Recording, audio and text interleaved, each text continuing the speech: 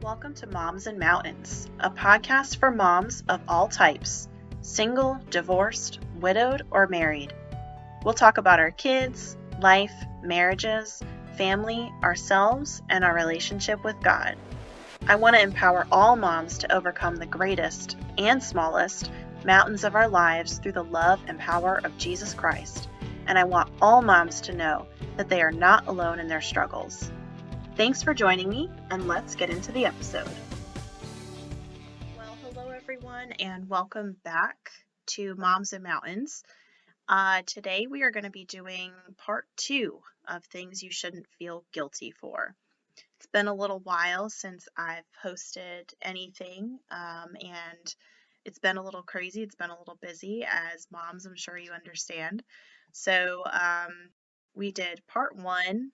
And so today we're going to do the second part. And we talked about just a short recap. You should go back and listen to part 1, but just a short recap. We kind of talked about guilt and what that looks like in the Bible and what it is a tool for and what Satan uses it for to hold us back.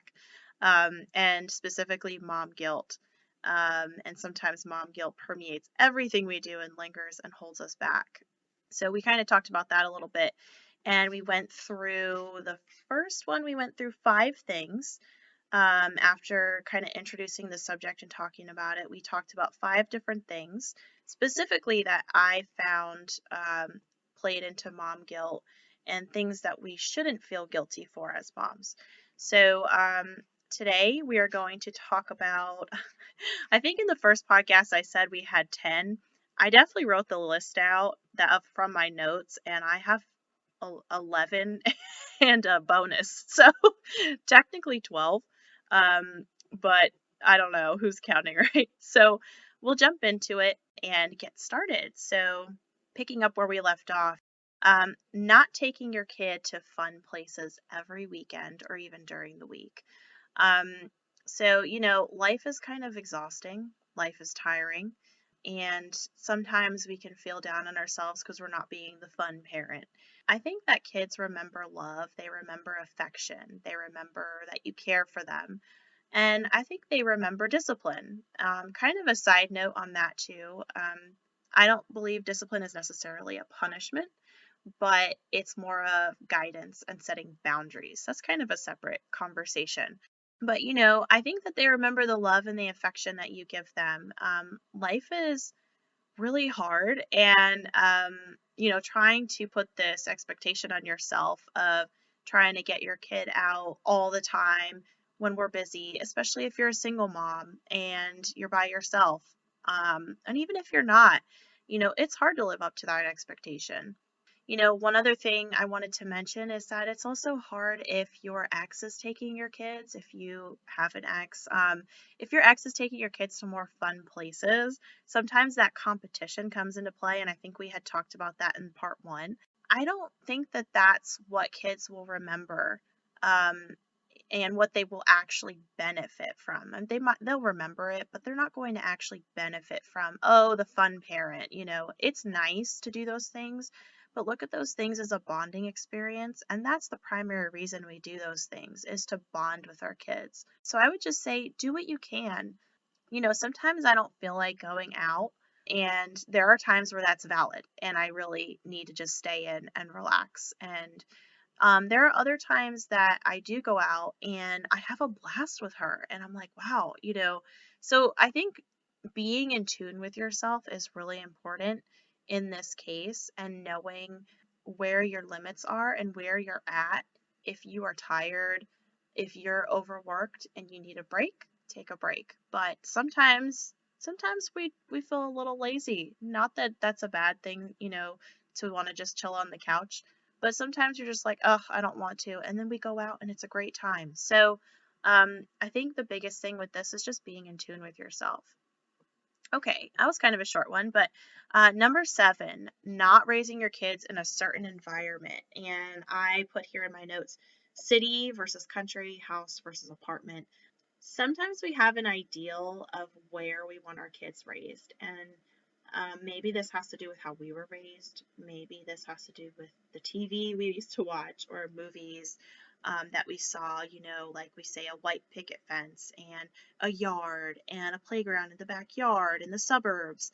And that's like the ideal place to raise our kids. If you can do that, that's wonderful. Not all of us can do that. Think about the housing prices right now, the cost of everything. I mean, houses where I live have just shot up to the point where you need probably like a 3-parent house. You need 4 parents. I mean, do you need to like get some roommates and, like everybody squish into the house? Like that's how expensive they've gotten, to the point where you could probably buy 2 houses maybe 10 years ago.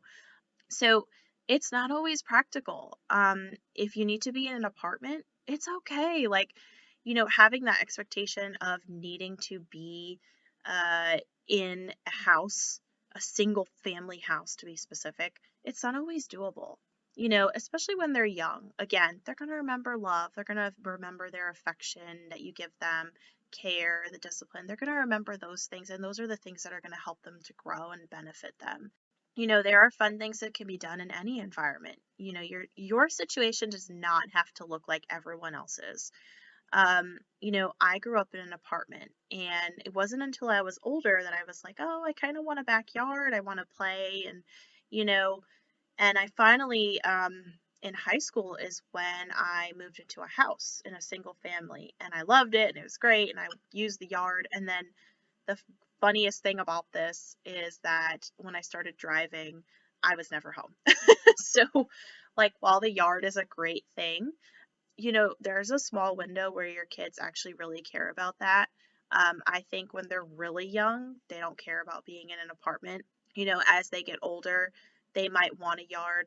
Their friends might have yards and they might want one, but that's a small time frame for them. And while it is nice to have a yard, not everybody can have that. And again, that's just it. It's a nice thing to have.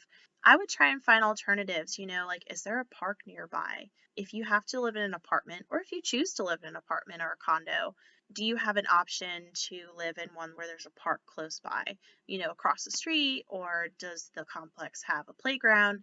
You can choose between that. But I mean, I think kids need to learn that really, I know you've probably heard this and I've heard this, the world does not revolve around them.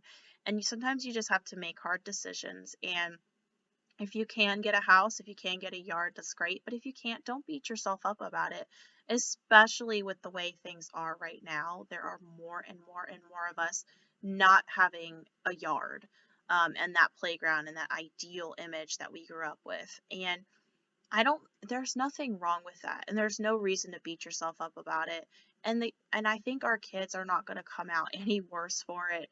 If anything, they're just going to understand that there are seasons in life and you can't always have the things that you want and exactly the way you want them. And sometimes we have to compromise and we have to live in a smaller place and in a building, and sometimes we have to, maybe go across the street to go to the playground, and that's okay. So it's a good life lesson for them. Okay, so number 8 is working or going to school. This one is huge for me because I'm actually doing both, part-time school and full-time working.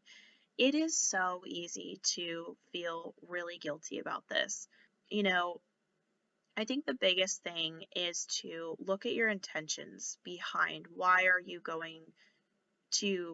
working full time, which of course, making money for most of us, right? For pretty much all of us. And why are you going to school? Is it, I mean, ask yourself, is it because I'm greedy? I want to make more money. Let's say you make 50,000 a year and you're like, I need to make 100 grand. I have to, or I have to make 150. I need to climb my way to the top. And so therefore I need to go to school. If that's part of your dream, that's okay. But I would just step back and be like, is this a greed thing? And I'm not trying to, and in no way am I saying because you're going to school, you're greedy. Hello, I'm in my own school as well, right? But I think it's a good thing to assess and to just like think about. Just think about it and make sure that's not what you're doing. I would venture to say most moms are not that. That's been my experience. Most moms, That's not the case. That it's not like money. It's usually some other reason. Is it because you want to feel like you're worth something? Now, this one is little easier to fall into. Are you working in a career that most people have their degree and you want to feel like you're worth it? You're worth the same that they are because they have a degree. You feel like because you don't have yours that you're not worth as much as they are, especially in your field. That's something that, are you putting that extra, it's another thing where are you putting an extra pressure on yourself just to feel like you're worth something? You're already worth something without that degree paper, right? So just thinking about that. Or are you working and going to school at the same time? Are you trying to provide a better life for your family? Or do you have personal goals that you want to achieve, not only for your kids but for yourself?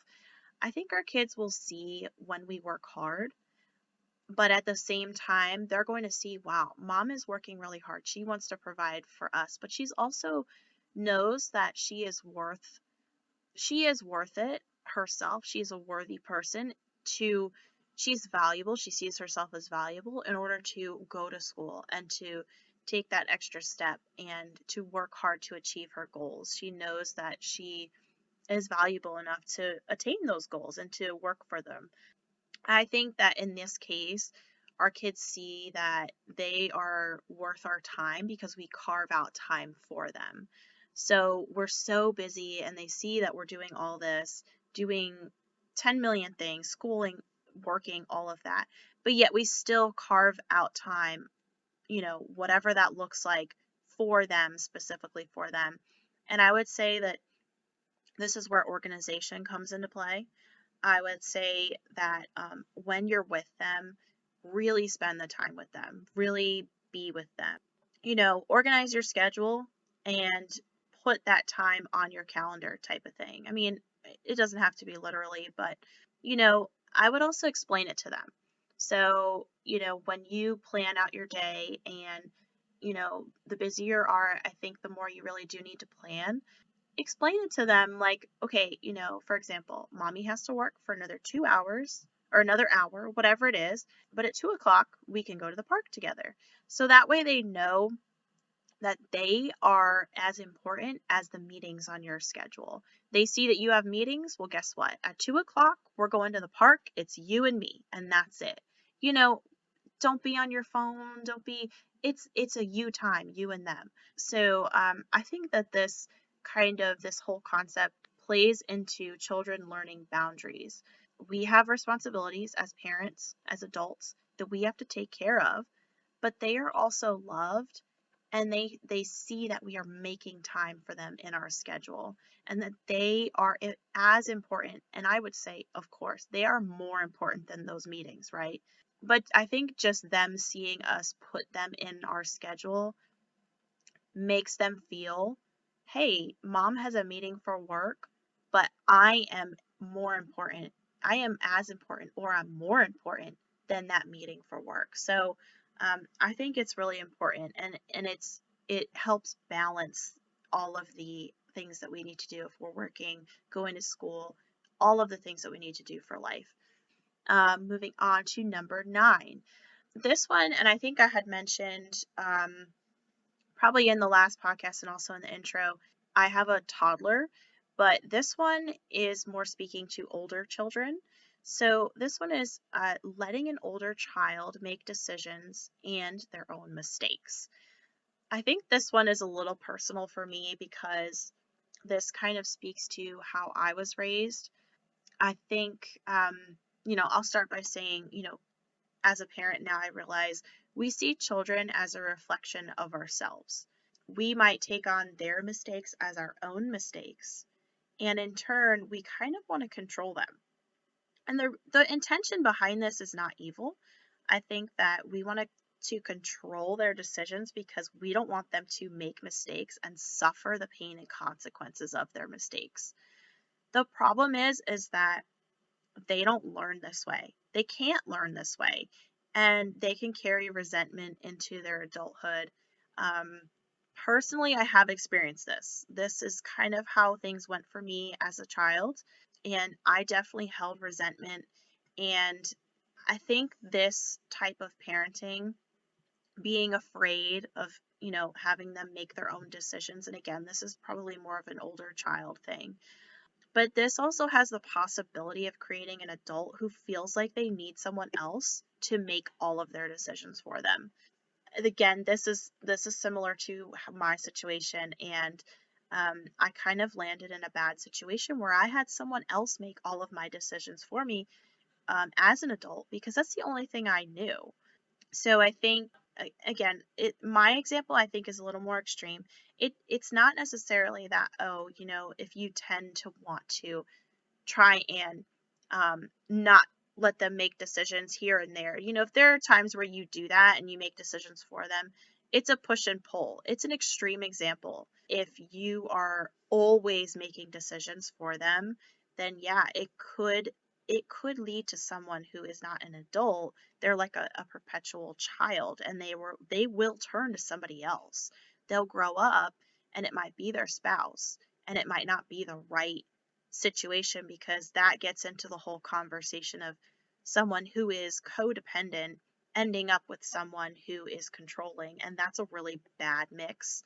I think probably in the future I will be getting into something like that, because that is a huge part of things that I've experienced, and it really does come from parenting in a way that you really are just trying to maintain control. And I think that's kind of where it stems from, even if it's a good intention. So I think that's probably enough for that one. I could probably go down a rabbit hole with that one, but we will move on. So number 10 is limiting family visits. This one in particular, I can feel really guilty about.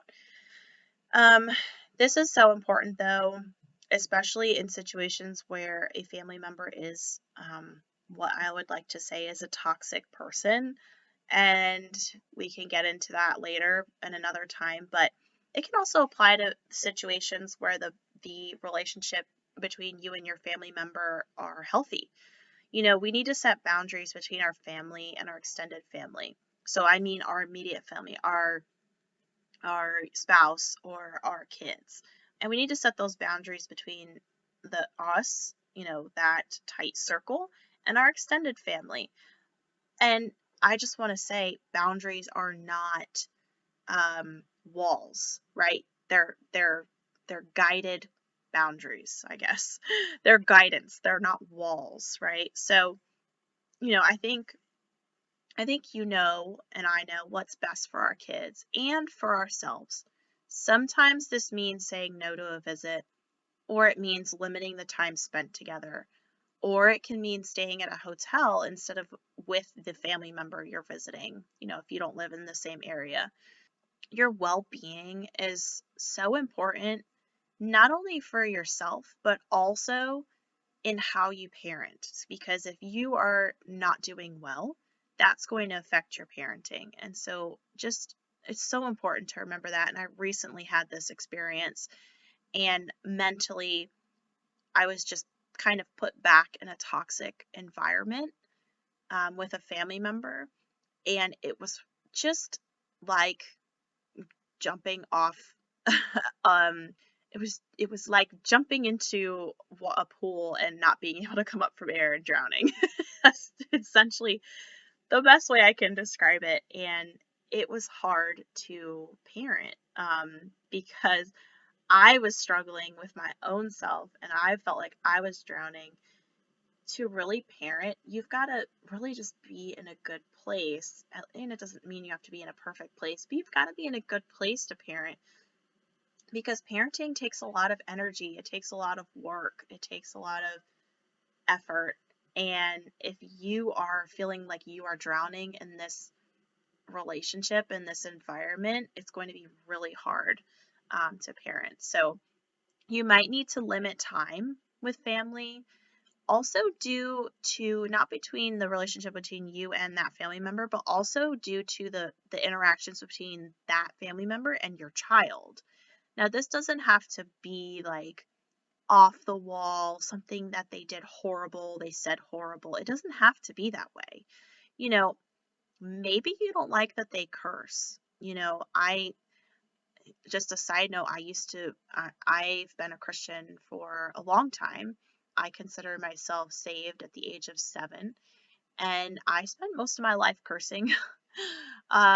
It's only been recently that I've really stopped. And again, this is kind of a tangent, but I think that it just further helps separate me from those that aren't following God. And it kind of it kind of opens people's eyes and go, hey, that person's different. It's just kind of one more thing that kind of just shows them that I'm different. And it doesn't mean I'm like sitting here judging anybody because I mean, like I said, I've been cursing for like, I don't know, 20 years. So, I'm not there. But anyway, but what I'm saying is kind of back from the tangent, but maybe you don't like that family member curses. It's not a great thing to like start a kid out young, right? And having that constantly said in front of them. Maybe you don't like that they talk down to other people or talk down about other people in front of the kid, in front of your kid. Maybe they make, I mean, I don't want to like get too deep into the whole racism thing, but if you're a millennial and you're listening to this, your parents or grandparents may have a little bit of a racist comments sometimes, right?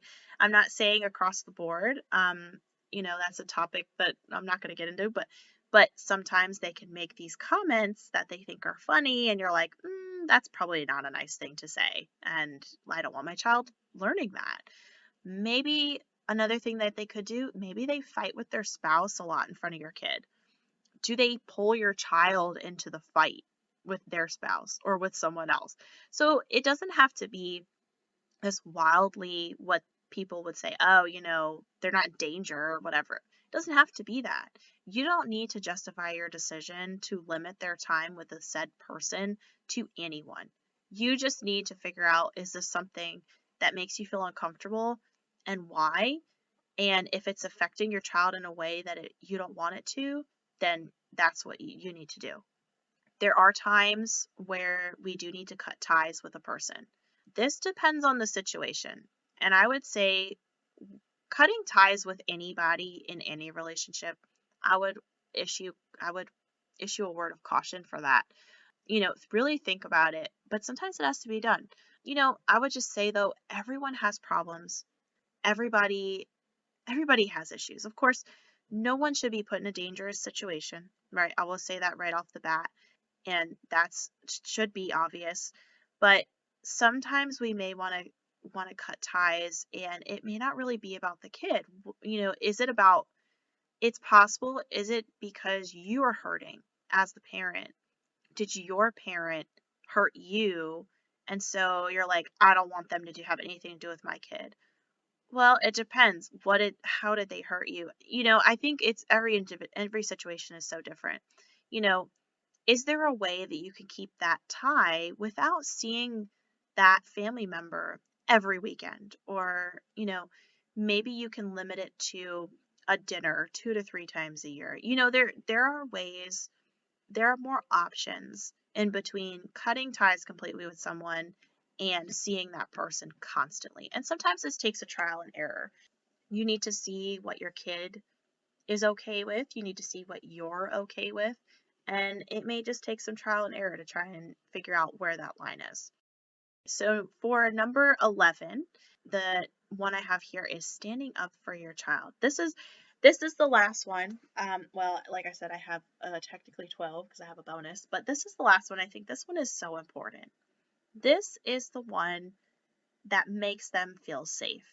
And I don't know if maybe it's my perspective and maybe what I've been through, but I think making your kid feel safe is like one of the, if you're going to do one thing as a parent, make them feel safe, right? Just a personal example, I had a situation where I had to yell across the playground to stop a child from hurting my child. And my child was about 1.5 at the time. I came across as pretty scary. I did not curse. There was nothing like that. I was just really loud. And of course, this is coming from a mom. So it's not, sometimes dads have that booming voice. Like, I think it startled some people and some kids, mostly some kids, because maybe they didn't expect that from me. And I felt really guilty after it happened. Um, but then I thought about it and I was like, you know what? This is my child, and God entrusted me to protect her. She doesn't have a voice yet, especially if they're like under, 3, 4, 5. They are so young, and I need to be that voice where my kid can't be. She can't speak up. I need to be that voice. I need to fill that gap for her because she's so little. So I went from that situation, and I realized there's really nothing to be guilty about in that situation. There have been times where someone has tried to hug or give my daughter a kiss, and she doesn't want it. I would say this is so important because this is physical boundaries. Be their advocate. Do not force them to hug or kiss anybody if they don't want to. Like, when I first had my kid, I didn't realize, like, even for me, even if she doesn't want to hug or kiss me, I don't force her because she doesn't want to, and that's a physical action that she doesn't want to do. But is it really that important? So I just let it go. And then she'll come up to me and kiss me, when I'm not expecting it. It's like the cutest thing ever. It's so much better when they do it without you forcing them, right? So, and that applies to, like, this is weird, but I don't know if anyone has experienced this, but I've had strangers try and like hug my kid, and she just like is like, no way, and she'll step away, and I tell her, good job, like, if you don't want to be touched, you walk away, you come to mommy, you tell me. So you know even if it's a family member, don't force them, stand up for them. Some of us grew up where we were forced. There are a lot of things that happen in Hispanic culture, and even in those who are, like I've said, millennials, even older. We were kind of forced to hug and kiss our relatives, and we didn't really want to. And, when I was a kid, I had old ladies pinching my cheeks, and I hated it. I mean, I think it's so important to teach children that their body is their body. They are the only ones who can give permission for someone else to touch them, especially in non emergent, life threatening cases, or, if your kid's young, their diaper needs to be changed, you need help going to the bathroom. Even in those situations, as they get older, they need to feel comfortable with the people that are doing those things for them. And if they don't, I think it's so important to teach them to come to you and to speak up about it. I just can't emphasize enough, like, physical boundaries are so important because as they get older, there are there are so many things that can happen that they feel like adults have permission over their body. The adult has the permission. This is what, I think kids might think. The adult has the permission over the child's body. And that's just not the case. The child is the one who, as they grow, they are the ones who give permission of their own body. And if they don't want to be touched, they should not be encroached on that boundary. So, anyway, so that's physical. But another area where I think it's so important to stand up for your kid, if someone criticizes them, defend them. If someone accuses them of something, don't automatically blame them just because they're a kid. I've seen this happen, and this happened to me growing up. It was like, you're the kid, so obviously the adult's right. No, like, give credit to that child. Treat them appropriately. Like, they're still a person. Give them the chance to talk to you about it first before you just turn around and blame them just because an adult said something. It makes them think that adults are so much more powerful than them and they just have no voice. And it's just not the case. Yes, there are adults in their life that are authority figures, but that doesn't mean that the child has no voice whatsoever. Children are vulnerable, and we as parents, we need to defend them when they need it. And the younger they are, the more they need it. The older they get, they might still need it. So I think, it's important to stand up for your kid, and you shouldn't feel guilty about it when you do it. All right, so my bonus one, I said I would get to my bonus. So technically it's 12, but not really because it's a bonus. The bonus one you shouldn't feel guilty for is not being perfect.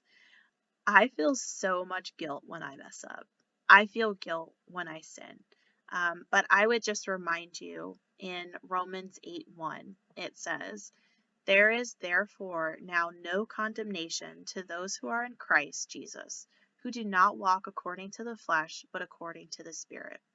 So if you are following Jesus, if you have given him your heart, you are not condemned. Our children need to know that we are not perfect. You know, holding on to that guilt, as we spoke about in part one, it's a tool of Satan. It truly is, and it holds you back from your full potential of being the best mom ever. And I think if you're listening to this podcast, you're probably one of the best moms ever because you want to do the best you can, and that makes you an awesome mom.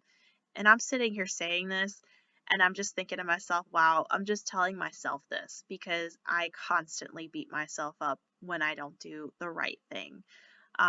When I get frustrated with my kid, when I don't know, whatever it is, I don't do something that I feel like I should have done. I get so frustrated with myself. But our kids need to know that we aren't perfect. They can look to us to how we handle our sin. And I think that's more important. Do we hide our sin?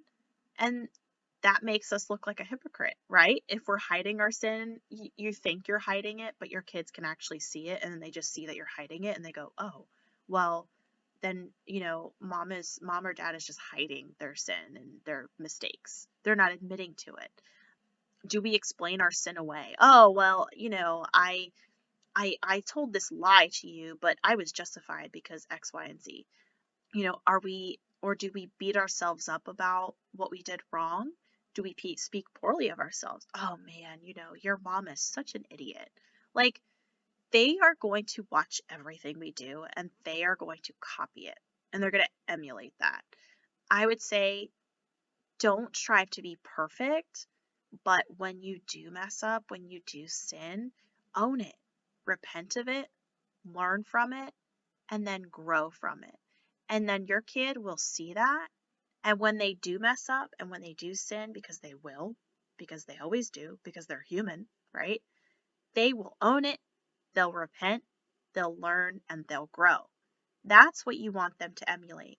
So, and I'm speaking to myself because I constantly am trying to be perfect for my kid, but I think it is more beneficial for us to own that sin and grow from it and show them how to repent and learn without holding on and harboring all that guilt.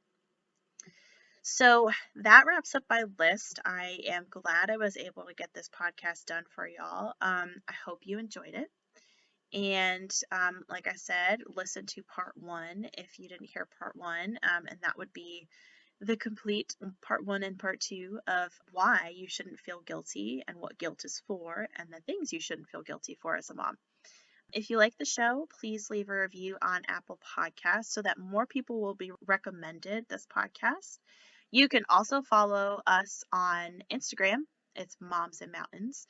I did change the name on Instagram, so when you search it, make sure you search Moms and Mountains Podcast. So I changed it. It used to be Moms and Mountains 22, but I changed it to Moms and Mountains Podcast. I just think that would be easier to remember and to find, and it is all one word on the tag.